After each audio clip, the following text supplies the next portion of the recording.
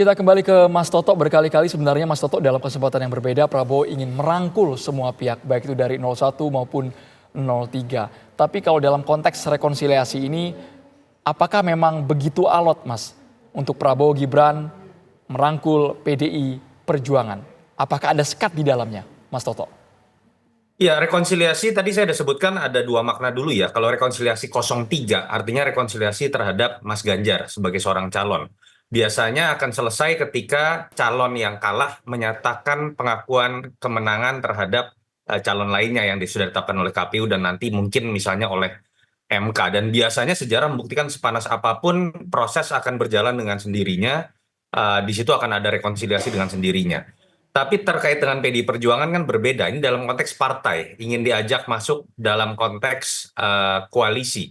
Dan kita tahu polanya selalu sama kok. Selalu berbicara mengenai kalau sudah ada deal terkait dengan alokasi kursi menteri yang disepakati, secara otomatis akan masuk dalam barisan koalisi. Secara otomatis rekonsiliasi yang kita bahas di sini kemudian terjadi. Itu terjadi juga pada Pak Prabowo dengan peristiwa MRT dan diberikannya 3 alokasi kursi menteri.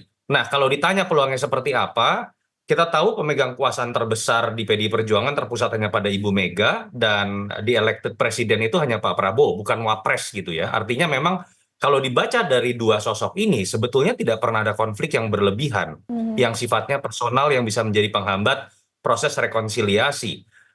Bahkan hubungan baik Pak Prabowo dengan Ibu Mega terjalin jauh lebih dulu dibandingkan dengan Pak Jokowi yang belakangan baru masuk politik. Tapi kan kita tahu ada Pak Jokowi di situ tanda kutip secara informal ya. Kita tahu secara tata negara hanya presiden yang punya prerogatif untuk kemudian menentukan alokasi menteri yang bisa kemudian jadi prasyarat membangun koalisi baru.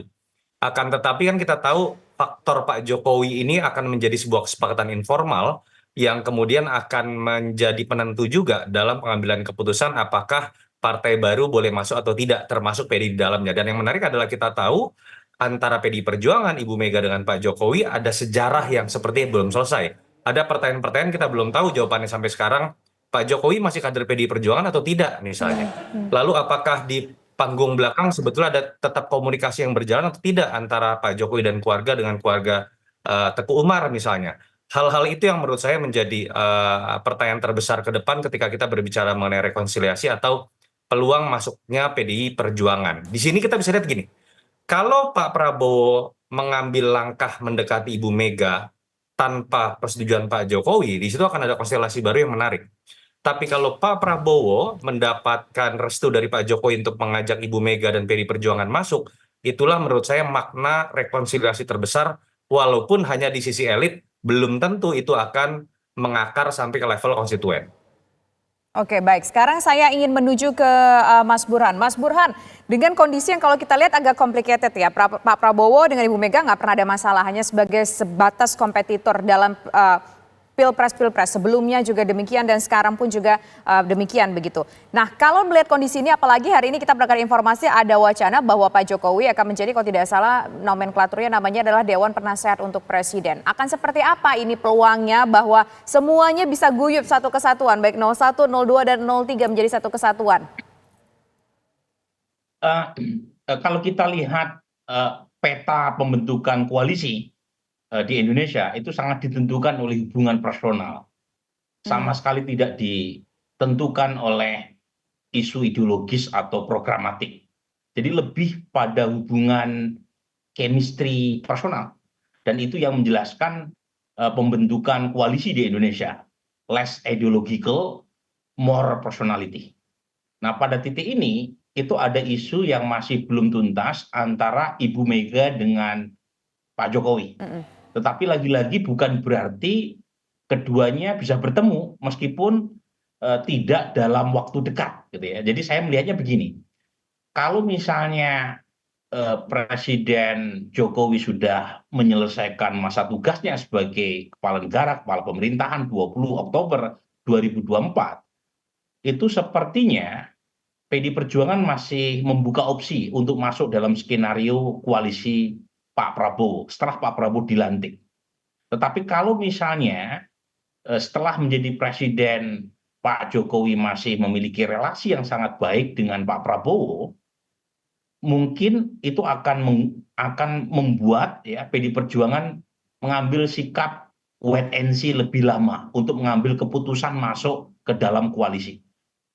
Nah, tentu saja pertimbangan semacam ini akan runtuh kalau rekonsiliasi personal antara Pak Jokowi dengan Ibu Mega terjadi lebih cepat.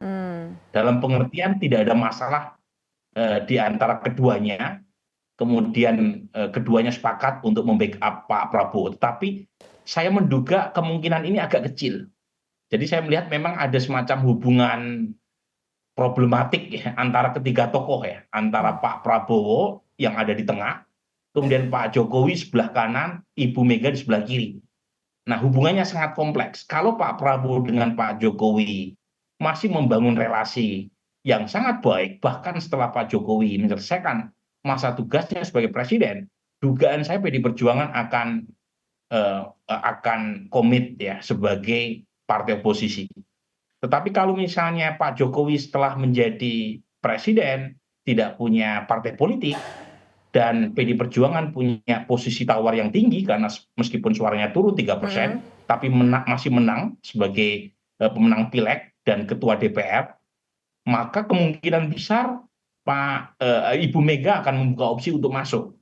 Karena bagaimanapun Pak Prabowo kan pasti melihat ya, apakah dalam hal ini Pak Prabowo itu untung pada dasarnya ya. Mau Pak Jokowi tetap berada di belakangnya atau Ibu Mega masuk ke dalam, itu yang diuntungkan adalah Pak Prabowo. Karena yang menjadi center of attraction-nya Pak Prabowo di situ. Tapi lagi-lagi ini kan pelik ya, ini mirip hubungan cinta segitiga sebenarnya ya, antara ketiga tokoh. Nah, kalau misalnya ketiga-tiganya membangun kesepakatan yang saya bilang tadi kecil kemungkinannya per hari ini, meskipun bukan berarti tidak mustahil ya, tapi kemungkinan itu kecil, tapi lagi-lagi sangat ditentukan. Baik, Prof. Burhan. Sepertinya ada sedikit gangguan komunikasi dengan Prof. Burhan. Kita langsung ke Mas Yunarto Wijaya. Kalau tadi istilah Prof. Burhan, politik, entah itu dipimpin secara langsung atau melalui proksinya, untuk meningkatkan bargaining chip dia, terutama buat Pak Prabowo yang menjadi presiden setelah 2024. Itu peliknya. Nah, kalau misalnya Pak Prabowo merasa nggak nyaman kalau Prof. Burhan? Halo, Prof. Burhan? masih tersambung dengan Prof. Burhan? Baik, kita langsung ke Mas Yunarto Wijaya. Mas Yunarto Wijaya, tadi Prof. Burhan mengistilahkan ini seperti cinta segitiga. Pelik Mas hubungannya Mas. Tapi mungkin tidak kalau kita tarik sampai ke nanti sikap PDIP ujungnya. Apakah bergabung atau konsisten menjadi oposisi Mas? Ya, ini kan analisis dari Mas Burhan tadi kan didasarkan pada faktor personality ya. Kalau dibaca ada problem yang pelik terutama antara Ibu Mega dengan Pak Jokowi yang menyebabkan kemudian tidak mudah buat Pak Prabowo mengambil keputusan, tidak mudah juga buat PDI Perjuangan misalnya mengambil keputusan tergantung dari bagaimana posisi Pak Jokowi dalam kekuasaan Prabowo Gibran nanti. Tapi saya melihat tetap ada layer-layer lain yang bisa membuat segala sesuatu menjadi lebih dinamis. Kita tahu betul karakter Ibu Mega cenderung akan keras ketika sudah memiliki hubungan historis yang tidak baik. Itu terjadi misalnya antara hubungan PDI Perjuangan dengan Demokrat atau PDI Perjuangan dengan kekuasaan SBY selama 2 periode. Tapi kita tahu juga PDI Perjuangan dulu dengan sekarang dalam konteks pengambilan keputusan kekuasaan dan pemegang jabatan di level publik kan sudah mulai terdiversifikasi. Di situ ada Mbak Puan, ada Mas Nanan misalnya, dan saya pikir suara-suara dari inner circle Teguh Umar ini juga akan ikut berpengaruh. Kalau kita lihat dari statement Mbak Puan, ada kecenderungan juga bagaimana kita menganalisis Mbak Puan ini lebih punya elastisitas dalam membangun sebuah relasi politik dibandingkan dengan ibunya yang cenderung lebih kaku. Saya pikir hal-hal yang bersifat personal tadi sangat mungkin untuk kemudian menjadi lebih dinamis.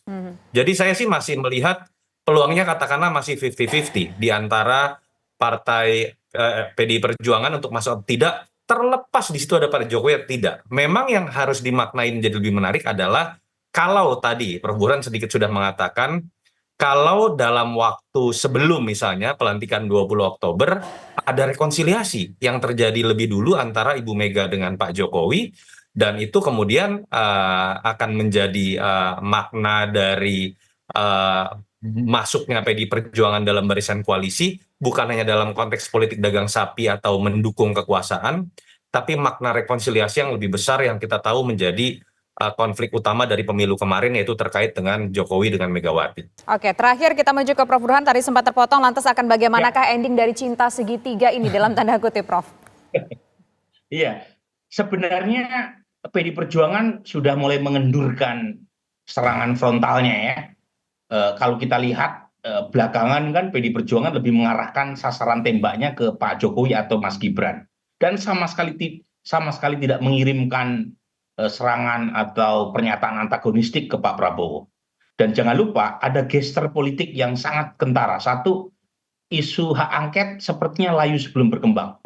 Dan itu menurut saya satu sinyal positif dari PD Perjuangan untuk membuka opsi bergabung dengan pemerintahan Pak Prabowo, meskipun mungkin tidak dalam waktu dekat, masih menunggu relasi Pak Jokowi pasca Pak Jokowi menjabat sebagai presiden. Yang kedua, saya kira juga terkait dengan tarik-menarik berkaitan dengan posisi Ketua DPR.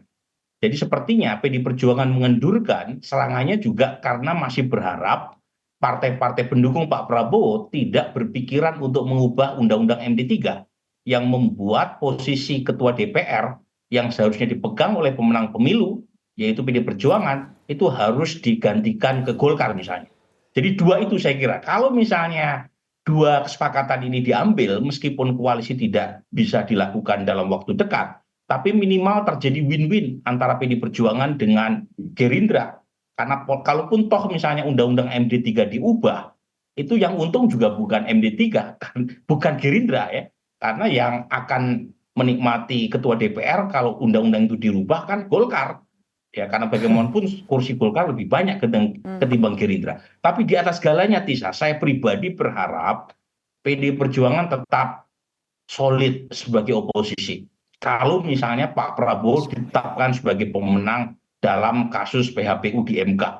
Ini penting, kita belajar dari pengalaman periode kedua Pak Jokowi, terjadi eksekutif heavy, dan akibatnya proposal dari pemerintah mulus tanpa ada reserve dan kritik checks and balance dari parlemen. Jadi diperlukan kekuatan oposisi yang baik, bukan hanya untuk kepentingan demokrasi, tapi juga untuk kepentingan PD Perjuangan juga, dan untuk kepentingan governance. Sebab kalau misalnya pemerintah terlalu kuat, itu juga nggak bagus buat Pak Prabowo. Karena ibarat koalisi yang terlalu gemuk, terlalu obesitas, itu banyak lemak jahatnya itu. Jadi susah untuk bergerak lincah, dan akan menimbulkan intra-party fighting. Dan jangan lupa itu dalam kejadian di banyak negara merugikan ketimbang banyak manfaatnya. Jadi penting untuk membangun tradisi oposisi yang baik, dan oposisi yang baik itu terutama dilakukan oleh pihak yang kalah dalam Pilpres untuk memberi semacam pelajaran buat masyarakat. Terima kasih Prof. Burhan dan juga Mas Yunarto sudah bergabung di Kabar Petang.